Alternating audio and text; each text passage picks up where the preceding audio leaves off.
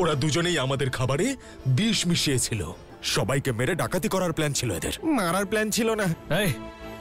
মারার প্ল্যান ছিল না? তাহলে বিষ খাইয়ে কি করার প্ল্যান ছিল? মারার প্ল্যান একদমই ছিল না। সত্যি করে বল, কি প্ল্যান ছিল তোদের? এই কথাটা সত্যি, আমরা চুরি করতে চেয়েছিলাম, তাই খাবারে অজ্ঞান করার ওষুধ মিশিয়েছিলাম। এই বিষ কোত্থেকে এলো আমরা জানি না। এই তাড়াতাড়ি বলো আমাদের গয়নাগুলো কোথায় লুকিয়ে রেখেছো? আমার এক্ষুনি সব গয়না ফেরত চাই। এক মারবো।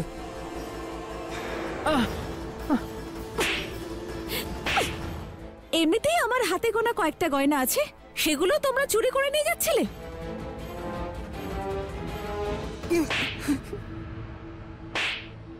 আই উইল মেক শিওর যাতে তোমাদের বাকি জীবনটা জেলেই কাটে।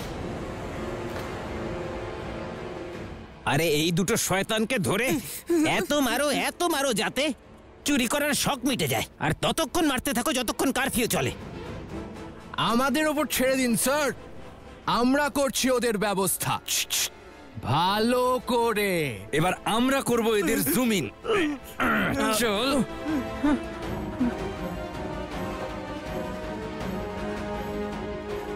পুলিশের ভয়ে এরা যেন সবার সামনে এটা না বলে দেয় যে ইন্দ্রকে মারার জন্য ওদেরকে আমি 25 লক্ষ টাকা দিয়েছিলাম।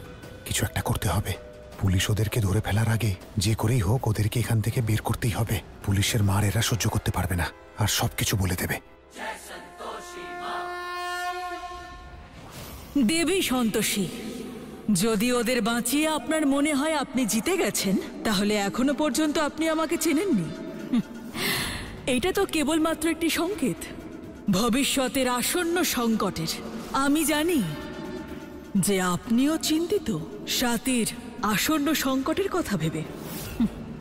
আমি আপনার এই দুশ্চিন্তারই সুযোগ নেব। আমার সৈন্য আহত, সেই জন্য পরবর্তী পরিকল্পনা আমি নিজেই কার্যকর করব। জয় মা সন্তোষী। দিদি, আজ যা কিছু ঘটেছে মনে হচ্ছে যেন আমি কোনো খারাপ স্বপ্ন দেখলাম। হঠাৎ করে ঘুম থেকে উঠবো আর সব আবার আগের মতো হয়ে যাবে। তুমি নিশ্চিন্ত থাকো স্বাতী, সব আগের মতো হয়ে যাবে। শুধু সাথে আরেকজন ছোট্ট অতিথিও থাকবে। ঠিক বলছো তুমি। ওই বাচ্চাটার জীবন কেবলমাত্র তোমার জন্যই বেঁচেছে দিদি, নাহলে আমি তো সেই সময় খুব ঘাবড়ে গেছিলাম। আমার মনে হচ্ছিল যেন আমি আমার গোটা পরিবারকে, ওই বাচ্চাকে, সবাইকে হারিয়ে ফেলবো। কিন্তু দেখো, তুমি সঠিক সময় এখানে এলে আর সবকিছু ঠিক হয়ে গেল। সাথী, সব ঠিক না হলে হবে কি করে? তুমি যে তোমার পূজার ফল চেয়েছিলে, আর সেই সঙ্গে নিজের পরিবারের সুরক্ষার প্রার্থনাও জানিয়েছিলে, সেই ফল তো তোমার পাওয়ারই ছিল। হে মা সন্তোষী, আমার পুরো পরিবারের যারা কোনো রকম ভুল না করে বিপদে পড়েছে, তাদের সবার প্রাণ ভিক্ষা করছি আপনার কাছে। হ্যাঁ দিদি, তুমি ঠিক বলেছ। আমার সন্তোষী মা সত্যিই এত দয়ালু। উনি আমার এই প্রার্থনা স্বীকার করেছেন, আর আজ আমার গোটা পরিবারকে রক্ষা করেছেন।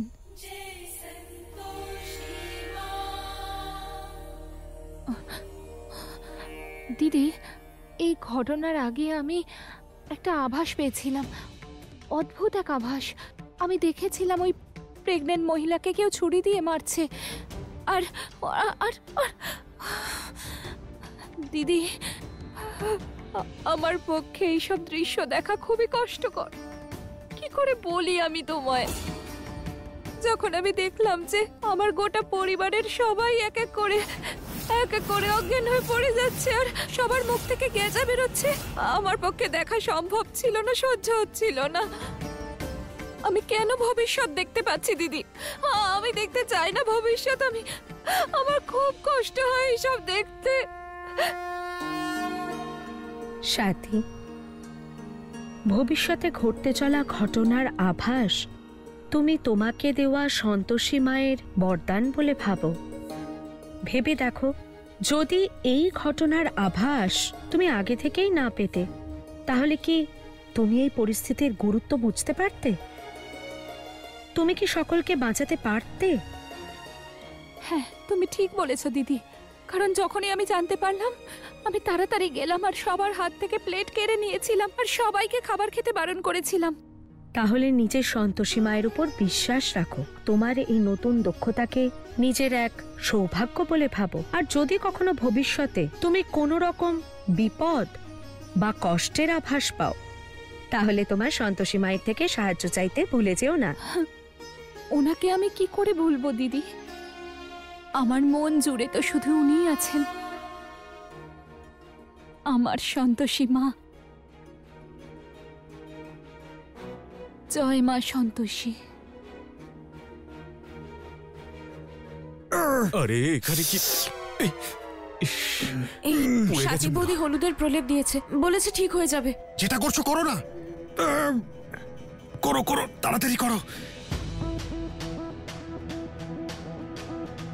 এত লোক ছিল ওখানে, কারোর কিচ্ছু হলো না, শুধু আপনারই পুড়ে গেল। দেবী সন্তোষী, একটু দাঁড়ান। আপনি এসে গেছেন দেবী পৌলমী? হ্যাঁ, আমাকে তো আসতেই হতো। আমি ছাড়া আর কে জিজ্ঞেস করবে?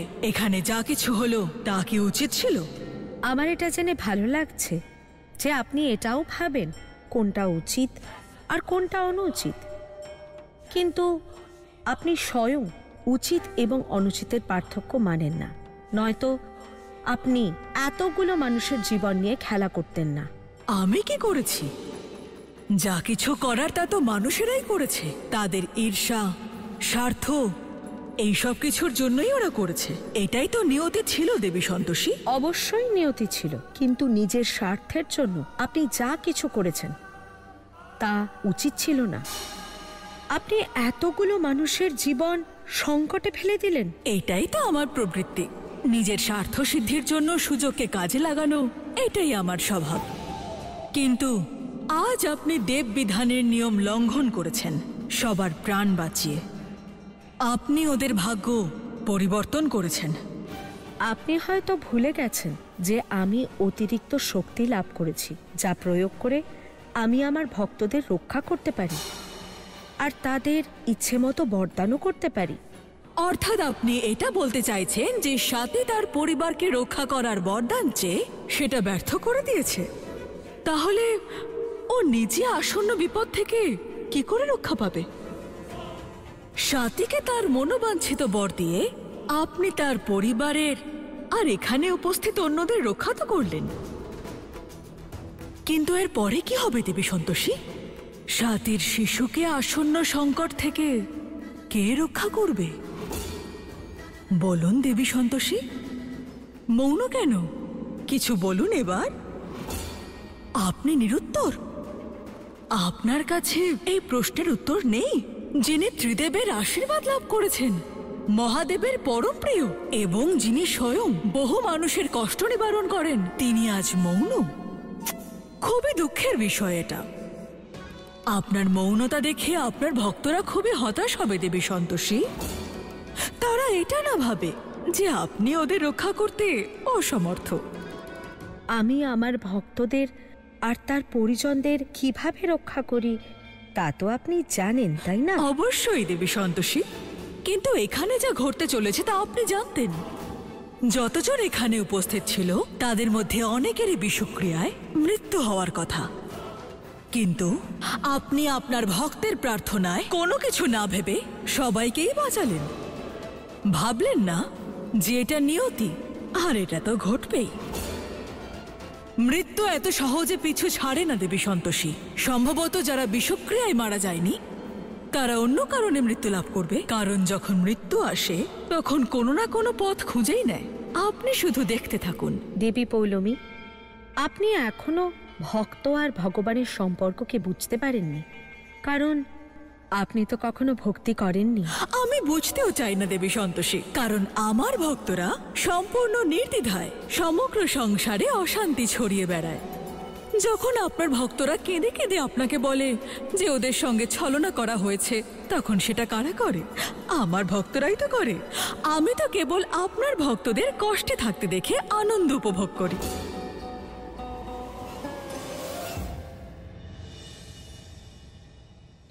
সন্তোষী মায়ের আশীর্বাদে সব ঠিক হয়ে গেছে।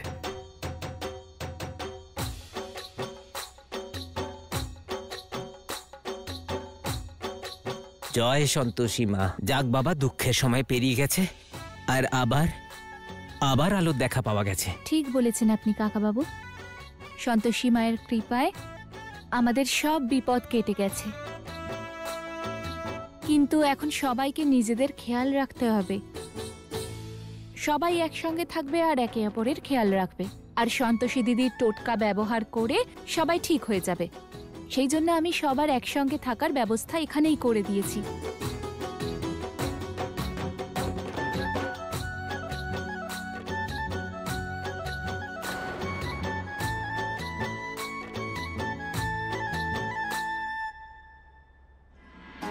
আচ্ছা, কাল কিন্তু রিসর্টে লক্ষ্মী এসেছে,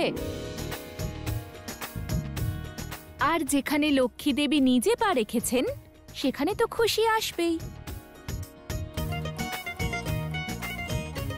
ওই দেখো ওখানে ছোট্ট লক্ষ্মী।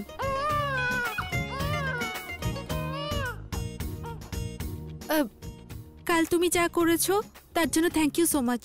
কাল তুমি খুব সাহস প্রলোভন করেছো। স্যামি ম্যাডাম, আপনি বোধহয় প্রদর্শন বলতে চাইছেন। ইয়া রাইট, ওটাই।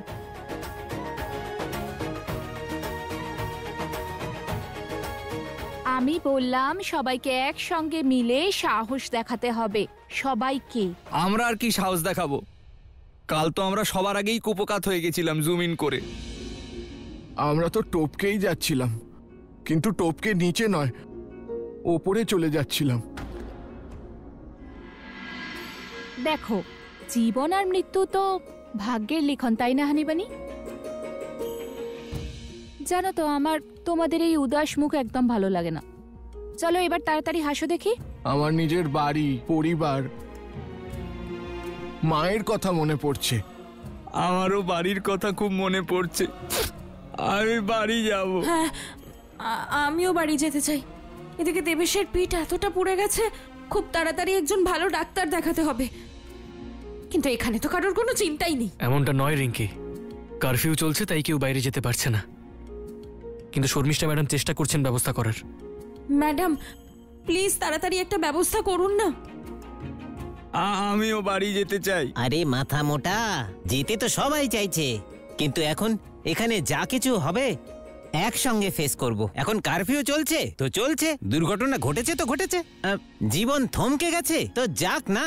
ঠিক বলেছেন কাকাবাবু, আর জীবন তো এরকমই হয়, কখনো প্রখর রৌদ্র আর কখনো শীতল ছায়া। আরে বাহ, দারুণ কথা বলেছে।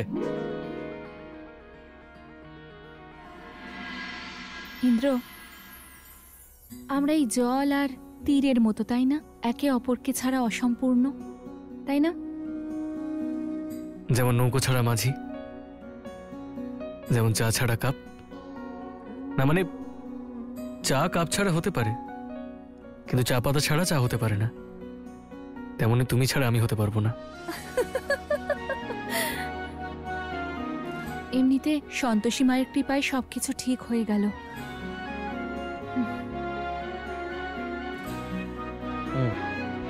সাথে এখন তো সব ঠিক মনে হচ্ছে, কিন্তু বুঝতে পারছি না এই সব কিছু আমাদের জীবনে কেন হচ্ছে। মনে হচ্ছে কেউ যেন পরিকল্পনা করে এইসব করছে। এত দুর্ভাগ্য, একের পর এক বিপদ এসেই চলেছে। সেই সময়টা যখন তোমার আর আমার জন্য জীবনের সব থেকে ভালো সময় হওয়া উচিত।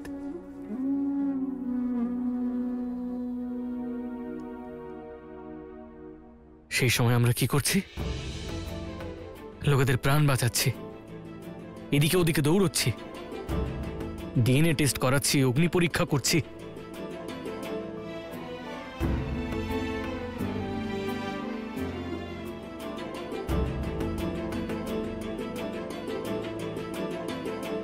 আর ভাল লাগছে না এইসব। ইন্দ্র, একটু আগে তুমি নিজে সবাইকে বোঝাচ্ছিলে, আর এখন নিজেই ভাবছো এত। মানছি আমাদের জীবনে অনেক বাধা আসছে, কিন্তু শেষে সব ঠিকও তো হয়ে যায়। তাই শেষ ভালো যার, সব ভালো তার। এসো না দিদি, আসলে ইন্দ্র একটু চিন্তায় রয়েছে। দিদি, চিন্তার থেকেও আমি একটা জিনিস ভাবছি। যে আমাদের সঙ্গে এইসব কেন হচ্ছে, আমরা কার কি ক্ষতি করেছি। সব দুঃখ কষ্ট আমাদের সঙ্গেই হচ্ছে, আর সব বিপদের সম্মুখীন আমাদের কি হতে হচ্ছে। আর তাও এই অবস্থায়, যখন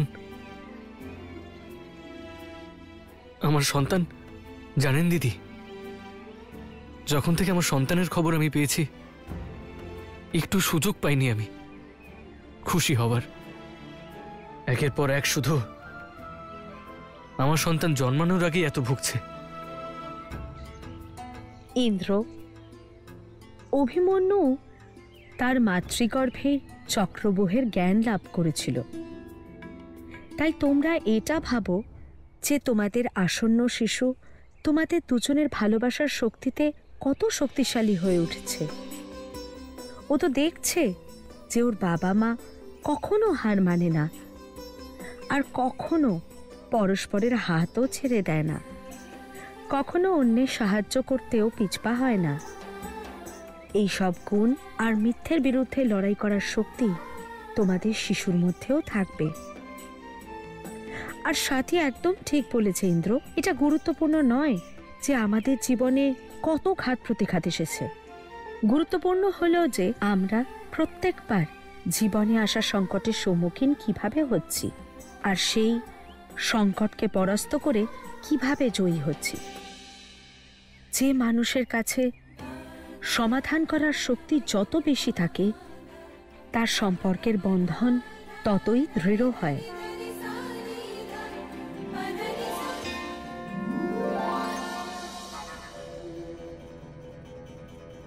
আরে রিঙ্কি, তোর কাড়াটা তো ঠান্ডা হয়ে গেছে। সাথী বলেছে গরম কাড়াই খাওয়া উচিত। গরম কাড়া খেলেই পেট ব্যথা কমে যাবে। বর্দা, সব নষ্টের মূল ওই সাথী। ওকে বাঁচাতে গিয়েই দেবেশের পিঠ পড়ে গেল, আর এই সমস্ত কাণ্ড করার পর এখন কাড়া খাওয়াতে এসেছে। এই যে শোনো রিঙ্কি, আজ যে তুমি বেঁচে আছো সেটা কেবলমাত্র সাথীর জন্যই, কিন্তু এই কথাটা তোমার মাথায় ঢুকবে না, কারণ দেবেশবাবু তোমাকে যা বোঝাবেন সেটা ছাড়া তুমি আর কিচ্ছু বুঝবে না। আরে বুদ্ধিশুদ্ধি লোপ পেয়েছে ওর। আরে আমাকে টানছো কেন এখানে? আপনাকে টেনে আনছি না দেবেশবাবু, আপনি নিজেই চলে এসেছেন, কে জানে কখন আর কিভাবে। এই লাভলি বৌদি, ওই সাথী কি তোমার কানে কোনো মন্ত্র বলেছে নাকি? ওর গুণগান গেয়েই চলেছো তুমি। আরে থামো তোমরা, এটা ঝগড়া করার সময় নয়, এটা একসঙ্গে হাত ধরাধরি করে এগিয়ে যাওয়ার সময়। বাড়ির লোকজনদের কাছে আমার কোনো সম্মানই নেই, যা ইচ্ছা তাই বলে। কাল ইন্দ্র মরে গেলে আজ এই সিচুয়েশনটাই হতো না। সব নষ্ট হয়ে গেল। ওই চোরগুলোকে এখান থেকে বের করতে হবে, যাতে ওরা পুলিশকে কিছু না বলে দেয়। সুজাতা, আমাদের মেয়ের একটা নাম তো রাখতে হবে, তাই না? আমাদের মেয়ের নাম তো সাথী ঠিক করবে। ঠিক বলেছো, এই অধিকার তো শুধু সাথীরই আছে।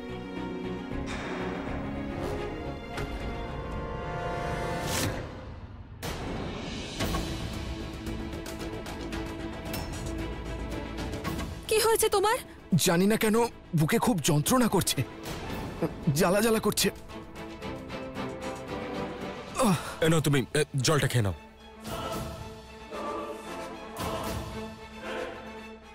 আপনি কি ওনাকে দেখুন, আপনার মেয়ের কাছে আমি আছি। খুব জ্বালা করছে, আমি ওষুধের ব্যবস্থা করছি।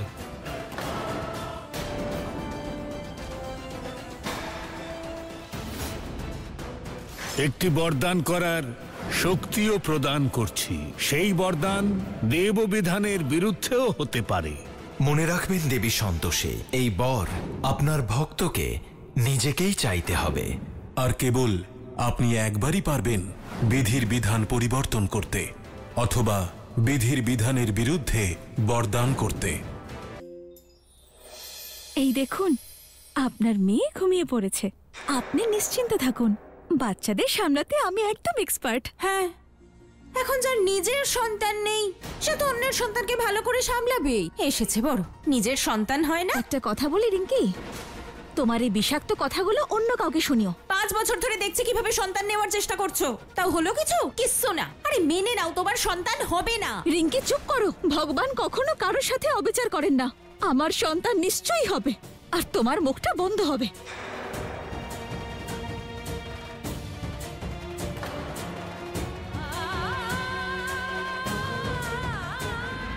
লাভলি বৌদি, কোথায় যাচ্ছ তুমি? কি হয়েছে? কিছু না, তুমি চলো আমার সঙ্গে, চলো। এসো।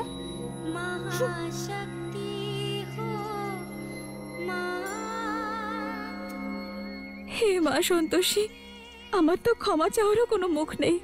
আমি যা করেছি তার কোনো ক্ষমাই হয় না। আমি অনেক পাপ করেছি, সাথীকে অনেক কষ্ট দিয়েছি আমি।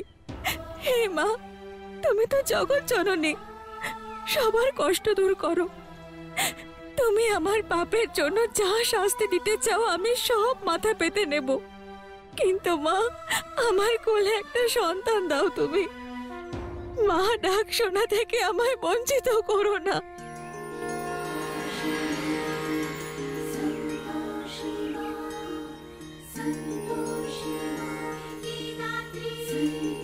দেখো না দিদি, বৌদি খুবই চিন্তিত, একটা বাচ্চার জন্য কষ্ট পাচ্ছে। আগের 4টে শুক্রবার নিয়ম মেনে সন্তোষী মায়ের ব্রতও পালন করেছে। আমি শুধু এটাই আশা করি যে সন্তোষী মা ওর মনস্কামনা তাড়াতাড়ি পূরণ করুন। সত্যি সত্যি মন থেকে চাইলে সব মনস্কামনাই পূর্ণ হয়। এবার তোমাকেই কোনো উপায় বলে দিতে হবে, কোনো ব্রত, কোনো পুজো যাতে এই প্রার্থনা সন্তোষী মায়ের কাছে পৌঁছয়। কোনো উপায় আছে নিশ্চয়ই, তা যতই কঠিন হোক না কেন আমি বৌদির জন্য সব করব।